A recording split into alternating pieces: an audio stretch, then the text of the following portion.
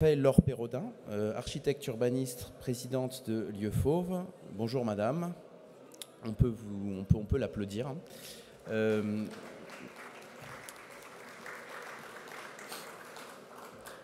Donc voilà, vous allez nous parler de l'architecture au cœur de la qualité de vie. Écoutez, vous avez 20 minutes. Bonjour à tous, merci de votre attention. Alors on a entendu des choses très importantes, fondamentales sur la question du bâtiment sain. Et puis, moi, ce que je vais vous présenter aujourd'hui sont en quelque sorte 4 petites études de cas, pas directement pour illustrer la question du bâtiment sain, mais ce qui m'a été demandé lorsque j'étais interrogée pour intervenir ici, c'est mon regard d'architecte sur comment on exerce nos métiers aujourd'hui. Et puis moi, je l'ai interrogé encore dans un deuxième sens, qui est comment on exerce notre métier dans ce contexte précis de crise importante aujourd'hui, pour se dire qu'il y a de l'espoir. En tout cas, moi, au fond de moi, profondément, j'ai besoin de retrouver de l'espoir dans l'exercice de mon métier et de donner de l'espoir à mes enfants aussi. Et donc, même dans les temps de crise, c'est ce que j'expliquais en séminaire d'agence vendredi, même dans les temps de crise, en fait, plutôt que de choisir le conservatisme, c'est le moment d'inventer, de trouver des leviers, d'être curieux, de rester ouvert, parce que sinon, la vie est bien trop triste. Voilà. Donc, quatre études de cas pour parler de ces sujets de la place de l'architecture et des leviers qu'on a encore. Le premier levier formidable, c'est le levier de la requalification. Et puis, j'ai bien utilisé le terme requalification pour ne pas dire rénovation, mais vraiment d'interroger le déjà là comme un vecteur pour apporter des solutions innovantes au logement. La requalification, ça va plus loin. C'est remettre le bâtiment, le patrimoine dans une direction à 30 ans, à 50 ans. Ça nous permet de retrouver notre place, nous, comme architectes. Je vous ai amené ici l'exemple d'une opération qui a été livrée la semaine dernière. Alors, je n'ai pas encore les belles photos de photographes, mais ce n'est pas grave. L'important ici, c'est plus l'idée et le processus, et vous verrez quelques images de résultats. On est à Sainte-Adresse. Sainte-Adresse est juste au-dessus du Havre, en Seine-Maritime. J'ai pris soin aussi de trouver des études de cas qui sont un peu partout sur le territoire français. Une opération qui a été démarrée dans le cadre du dispositif REA organisé par le PUCA au milieu des années 2010, avec cette interrogation sur ce que l'on peut faire dans un patrimoine qui se trouve donc, qui a de grands défauts, de la pauvreté de ses qualités constructives, et un gros atout qui est d'être situé au démarrage du plateau Cauchois avec une vue extraordinaire sur la baie du Havre. On part, vous voyez les images à gauche, de 2 grandes barres sans aucune qualité de rapport au site. Voilà, on a posé 2 éléments en catastrophe. C'est ce qu'on appelle un LOPOFAL, logement pour les familles. Ça a été construit dans les années 50. Il fallait vite faire du logement. On a construit beaucoup, très rapidement, de très petits logements. Donc, il faut imaginer, les T5 faisaient 55, 57 mètres carrés. Donc, avec des toutes petites surfaces. 2 barres complètement opposées au paysage, disposées autour d'un parking. C'était ça, le cœur d'îlot de cet espace-là. Et on nous a posé une question importante qui est de savoir comment la réhabilitation peut répondre à 2 autres questions, la densification d'un côté et la décarbonation de l'autre. Le levier que nous avons souhaité mettre en œuvre sur cette opération, c'est de mobiliser ce foncier qui avait le mérite d'exister pour densifier la parcelle, d'une part, et redonner une réelle qualité de vie au logement existant, d'autre part. On a pris donc le parti de se réancrer dans le tissu urbain existant, de créer des failles entre les éléments de bâtiment, pour ceux qui existaient, de venir les épaissir, soit en augmentant des tailles de pièces, soit carrément en doublant le bâti pour rapporter des logements nouveaux. Donc c'est de l'extension verticale par le ventre, on va dire, plutôt que par la tête. Et puis des constructions neuves qui permettaient aussi de trouver un levier pour faire cet exercice financier d'une réhabilitation, d'une requalification à haute valeur ajoutée, mais avec de la ressource financière à la clé pour rendre tout ça viable. Bien évidemment, la question du sol était aussi au centre, et vous avez parlé très bien tout à l'heure de cette question du réchauffement climatique, de l'adaptation au réchauffement climatique. Le sol vivant, perméable, les plantations généreuses font partie des stratégies qu'on devait développer. Ici, vous voyez sur cette slide le résumé un petit peu des stratégies qui ont été opérées, à la fois de redonner des échelles qui soient acceptables à ce bâti, de créer les extensions par devant, qui sont des extensions complètement biosourcées en structure bois, qui viennent par devant les bâtiments, et puis les éléments jaunes que vous voyez en bas, qui sont les constructions neuves, qui permettent effectivement de rentabiliser cette parcelle. Il faut imaginer que si le bailleur, c'est l'OGEO Seine-Estuaire, avait décidé de démolir, il n'aurait jamais pu reconstruire sur cette parcelle, ou très peu, peut-être des maisons individuelles, parce que le PLU a changé entre-temps. Donc on passe de 120 logements existants à 140 aujourd'hui, tout en augmentant la qualité de vie.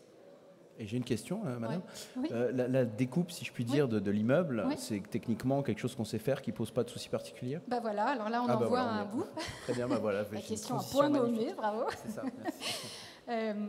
C'est pas évident à mener techniquement, mais en même temps, comme c'était des bétons légers, on a réussi à faire des failles aux joints des joints de construction pour arriver à le faire tranquillement dans une opération en site occupé, mais pas en logement occupé. C'est-à-dire que les locataires ont été déplacés au sein de l'opération, mais bien évidemment, il n'était pas question de démolir à proximité d'endroits qui étaient habités ou occupés. Donc on s'est servi de tiroirs, notamment du fait de la construction neuve qui a servi de tiroir. Voilà. Et puis ce que vous voyez sur la slide à droite, ce sont ces éléments en construction bois préfabriqués qui sont venus s'installer et apporter une réponse à la densification. Ici, vous voyez une image du avant-après, donc avec effectivement la suppression de ce parking, la reconstitution, bon, ça n'a pas encore tout à fait poussé, l'image date d'il y a un mois, on venait à peine de planter, mais la reconstitution d'un socle végétal dédié aux habitants importants, et puis cette reconfiguration des échelles, l'installation de grands espaces extérieurs aussi pour tous les logements, généreusement dimensionnés, et là aussi à nouveau entièrement en structure bois. C'est une image un petit peu plus rapprochée. Donc une écriture architecturale contemporaine. Et puis voilà, on repart complètement là, pour les 30 prochaines années sur ces logements. Le deuxième levier important dont je voulais vous parler, et puis là on va partir à un autre endroit de la France complètement, dans les Savoies, sur la commune de Faverges. Autre levier fondamental, les nouveaux modes de faire. Comment nous, comme architectes, on s'inscrit dans une géométrie beaucoup plus coopérative, collaborative, et comment ça nous donne des possibilités de maintenir des dispositions de logement à la fois durables et abordables. On travaille ici sur la commune de Faverges. Alors c'est une toute petite ville de demain, toute petite commune qui nous a proposé de venir intervenir sur un site avec un promoteur qui s'appelle Habiter, qui est une SIC, qui s'inscrit complètement dans une démarche coopérative, de par son fonctionnement statutaire, mais aussi par le développement des modes de faire. On a, pour cette commune, été lauréat de l'AMI engagé pour la qualité du logement de demain, sur la base d'un dispositif qui met tous les acteurs autour de la table, et qui est suivi par l'Institut d'études politiques de Grenoble, via le laboratoire Pacte, qui nous regarde faire, qui regarde comment, lorsque l'on met à la fois le promoteur, les usagers, les foncières, les banques, la filière de construction, les artisans, comment est-ce que ça nous donne des leviers pour maintenir un niveau de qualité et de réponse aux usages qui soit optimum. Bien entendu, la commune de Faverges, qui est extrêmement dynamique, qui porte ce projet à bout de bras, nous facilite la tâche là-dedans pour pouvoir respecter ces engagements de logement durable et abordable. Alors ça, c'est pour vous localiser aussi. J'aime bien me dire, on fait une réponse dans un site donné. On ne fait pas la même réponse à Faverges et au Havre. Il n'y a pas de recette qui soit applicable partout. Et là, on développe effectivement tout à fait autre chose. Donc cette AMI a été lancée en 2022. On est en train de préparer le dossier de permis de construire dans une démarche donc collaborative. C'est pas seulement participative en fait. Là, on a écrit démarche participative, mais c'est collaborative. On élabore ensemble le projet pour pouvoir développer l'architecture ad hoc. On est dans le centre de cette toute petite commune, sur un site qui est malgré tout tout à fait simple. Et puis, on a mis tout le monde autour de la table, donc on crée comme ça des ateliers. Il faut imaginer que dans ces ateliers, il y a aussi la Banque des territoires qui est présente. Il y a aussi la filière construction bois, le PEB, qui est présent. Donc, il nous pose des questions qui sont tout à fait différentes que ce qu'on a l'habitude de rencontrer. Et nous, les architectes, ça nous met dans une situation d'avoir des échanges sur des terrains, sur des sujets qui sont relativement inhabituels pour nous. Ça nous a permis à la fois de travailler des aspects de programmation, mais aussi un schéma de financement, de modèle financier autour de cette parcelle et de cette opération. Donc ça, c'est pour vous indiquer, on fait aussi toute une recherche à côté de ça pour identifier les acteurs qui seront là, pour mobiliser la filière dès l'esquisse, en fait, pour qu'on prenne tout de suite les bonnes décisions, parce que finalement, c'est en prenant les bonnes décisions qu'on aura les moyens de faire. Ici, c'est un petit plan de rez-de-chaussée pour vous dire que même en ayant tous ces dispositifs un peu complexes, même sur une toute petite opération qui va être entre 30 et 35 logements, on arrive à faire des petites choses adaptées, de petits plots, avec des logements qui sont bi-orientés, avec pas plus de 4 ou 5 logements par niveau. C'est-à-dire que c'est pas vrai qu'on est obligé de revenir au bon vieux modèle, parce que j'en vois sortir aussi des opérations à 8, 9, 10 appartements par palier, sous prétexte qu'il faut rentabiliser les opérations parce qu'on n'y arrive plus. Non, on arrive encore à faire des opérations qui tiennent à nos routes comme ça. Et puis, avec une halle à faire qui s'installe sur la partie nord du projet, du côté de l'espace public, qui a un volume capable, qui sera dédié à la continuité de la vie de cette démarche coopérative et participative. Autre levier dont je voulais vous parler, c'est celui de la mobilité. C'est-à-dire qu'aujourd'hui, on a des gros sujets d'opération chez nous à l'agence qui sont en grande difficulté du fait du coût mobilisé. Alors, je ne parle même pas du coût carbone, enfin, on peut en parler si le coût carbone mis dans le stationnement des véhicules, mais c'est un coût financier aussi qui est extrêmement important. Et je vais vous présenter là une opération sur laquelle il y a eu un levier important mis du déportement, on va dire, des stationnements dans un parking silo. On reste plus ou moins dans la région de Faverges, même si on va vers le bassin genevois, pour une opération de logement qui est plutôt ici de l'accession, en majeure partie, mais il y a aussi une pension de famille qui s'installe, donc qui est dédiée à des populations en grande précarité, et puis une crèche et des petits commerces. Ici, l'idée, dans cette ZAC, c'était de mettre un très gros niveau de performance sur le carbone, le bas carbone des opérations, en mobilisant la filière bois locale et française, parce que locale, ça peut être suisse là-bas aussi, mais c'est locale et française, et en mobilisant des performances énergétiques très élevées, puisqu'on a un niveau Minergie sur ces opérations. Pour faire ça et pour que ce soit viable, il y avait un minimum de densité requis. Donc effectivement, l'architecte urbaniste, qui est l'agence Aubras, a mobilisé une relative densité. Mais pour rendre l'opération financièrement viable, ils ont travaillé aussi sur la question des stationnements, en prévoyant un parking silo, plutôt que de venir impacter le sol et le coût financier de l'opération. En plus, on a un très mauvais sol, qui a des problèmes d'eau, qui a des problèmes de portance. Enfin, on a un sol très dégradé. Donc vraiment un souhait de rationaliser à l'extrême le besoin de stationnement en infra, en le mettant dans un parking silo, et puis en ayant une réelle politique de mobilité qui, elle, pour le coup, n'est pas du tout française, mais transnationale. Le tram arrive jusque-là et dessert la Suisse, dessert l'aéroport de Genève et relie Genève, puisque vous savez, les dynamiques transfrontalières dans ce genre d'endroit sont très importantes. Donc c'est vraiment le croisement de politique publique de transport de mobilité et la gestion de stationnement alternative et mutualisée qui permet de continuer à développer des opérations qui soient très ambitieuses. Ça, c'était plutôt pour vous parler de la forme urbaine. Ici, vous avez une vue en plan masse, donc, où on monte à R+5, on assume dans cet endroit-là d'être à R+5. Ça permet de préserver des cœurs d'îlots, ça permet de préserver aussi du sol perméable, plantable, parce qu'on ne remplit pas les sous-sols de stationnement. Vous voyez ici une image avec la mobilisation, effectivement, là, visible. C'était souhaité dans la ZAC très fortement de la structure bois, à la fois en façade et en structure porteuse. Autre sujet, alors ça c'est croisé entre la gestion de la mobilité, là aussi comme levier pour se redonner des moyens pour faire de la construction qualitative, et la question de la gestion du risque. La semaine dernière, je participais à une formation qui était donnée. Il y avait une personne du CEREMA qui était là, qui a fait une intervention passionnante sur le logement et la gestion du risque et la question de l'inondabilité. Ici, dans ce site inondable, nous avons pris le parti, donc là on est en Alsace, on a changé à nouveau de territoire, autre réponse comme je le disais tout à l'heure. On est à Oswald. Le parti ici a été de préserver l'inondabilité. On construit 300 logements sur des grands decks qui s'installent à 80-90 cm au-dessus du niveau de la prairie qui s'inonde. On n'empêche pas l'inondabilité de se produire et on crée un paysage et un espace à vivre qui a sa propre identité, sa propre originalité. Alors du coup, pas question de mettre les voitures en sous-sol aussi, c'était un complet non-sens à cet endroit-là.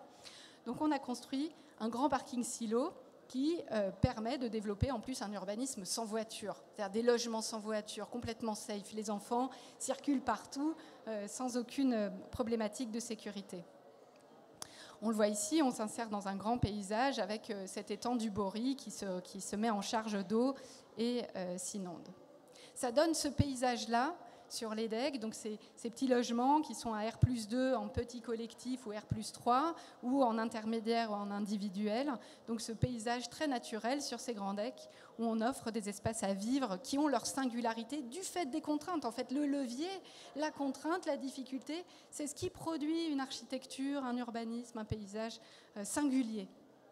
Et puis ce parking silo, là aussi on a parlé de coût carbone dans les stationnements, et ben on a décarboné le stationnement. Le parking est construit avec une structure bois, poteaux, poutres, bois et un plancher collaborant. L'idée c'est de pouvoir démonter les parkings facilement, c'est de ne pas réinjecter du carbone dans ces espaces-là, et c'est de faire de ces ouvrages de stationnement des paysages, et pas des éléments lourds comme ça qui impactent l'espace urbain, mais vraiment de travailler les grandes transparences et de redonner à ces espaces un sens qui soit plus lié à la végétation et au paysage. Et je vous remercie. Merci madame, je pense qu'on peut vous applaudir.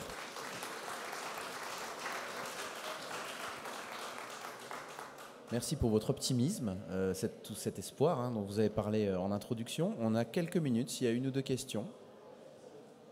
Oui, bien monsieur. Alors, attendez, il y a un micro qui arrive, monsieur. Merci, et merci, comme toujours, de vous présenter, s'il vous plaît.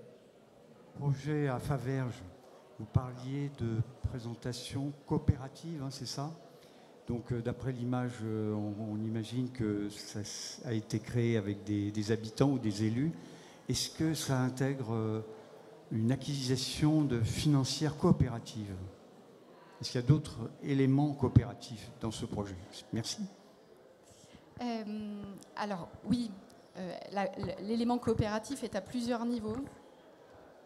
D'abord parce que les acquéreurs, le modèle d'habiter, qui est ce promoteur-là, qui est une SIC, donc, est constitué de différents collèges. Et lorsqu'on devient acquéreur de son logement, on devient coopérateur. Donc on reste, en fait, on est amené à rester dans la dynamique de la SIC et de la coopérative habitée dans le collège des habitants, au même titre que les communes sont dans leur collège, la maîtrise d'œuvre, les entreprises, etc. Donc cette vie coopérative est déclenchée, générée, permise par la structuration même du promoteur qui permet ce fonctionnement-là. Et puis effectivement, après il y a le process, le mode de faire qui lui est coopératif par son fonctionnement, on va dire, c'est moins statutaire que son fonctionnement, mais on voit combien en fait c'est un levier qui enthousiasme les personnes et puis surtout qui est très rassurant, et à juste titre, c'est pas dans une vocation de manipulation, c'est vraiment dans une vocation de construire ensemble. C'est très rassurant pour les communes et les habitants, qu'ils soient futurs habitants ou riverains, que de voir qu'on met du sens à ce qu'on produit comme typologie de logement et que c'est un sens qui est co-construit. À quoi servent les espaces? À quoi sert l'interface avec l'espace public? Quel parcours résidentiel pour les habitants? Quels besoins précis de la commune? Parce que ça nous permet, nous aussi, architectes et promoteurs, d'être en prise avec la réalité du besoin du moment. Alors, on ne fabrique pas l'architecture exactement pour les besoins de 2024. D'abord parce qu'ils changent tout le temps. Donc, il faut pouvoir suivre un peu les choses. Mais on est au plus proche du territoire. Et ça, c'est vraiment, je trouve, un levier très fort et passionnant. D'ailleurs, on rejoint un peu le baromètre européen avec cette idée de mettre au cœur... les sujets ont du sens quand même. Je ne sais pas s'il y avait une autre question. Oui, monsieur, et ce sera la dernière. Merci d'ailleurs de faire, s'il vous plaît, questions courtes, réponses courtes, puisque on arrive vraiment à la fin du créneau. Oui, bonjour, Christophe Gaucher, CEGIC, programmation urbaine. Dans le cadre de vos derniers projets avec le très beau parking en bois, est-ce que vous avez néanmoins prévu des circulations avec des systèmes de dépose minutes pour que les habitants puissent déposer leurs courses, leurs bagages, leurs enfants, leur grand-mère et que sais-je? Oui, absolument. Ce qu'on ne voit pas, c'est qu'on a deux chemins. Le chemin prioritaire, c'est d'arriver en voiture et de se garer dans le parking. Et là, en fond de place, il y a des caddies qui sont mis à disposition aussi des personnes pour qu'elles puissent gérer leurs courses. Et une voie publique qui longe le parking, qui permet de faire la dépose minute, qui permet aussi d'assurer la sécurité incendie pompiers, qui permet de faire les déménagements, etc. Mais qui est vraiment limité à ces seuls besoins-là. Il n'y a aucun stationnement de ce côté-là, c'est uniquement minute, il faut repartir assez vite, et ce qui permet d'assurer vraiment un confort de vie, une qualité de vie qui est assez hors du commun, on va dire. Eh bien, merci madame, je pense qu'on peut vous réapplaudir. Merci à vous. Merci beaucoup.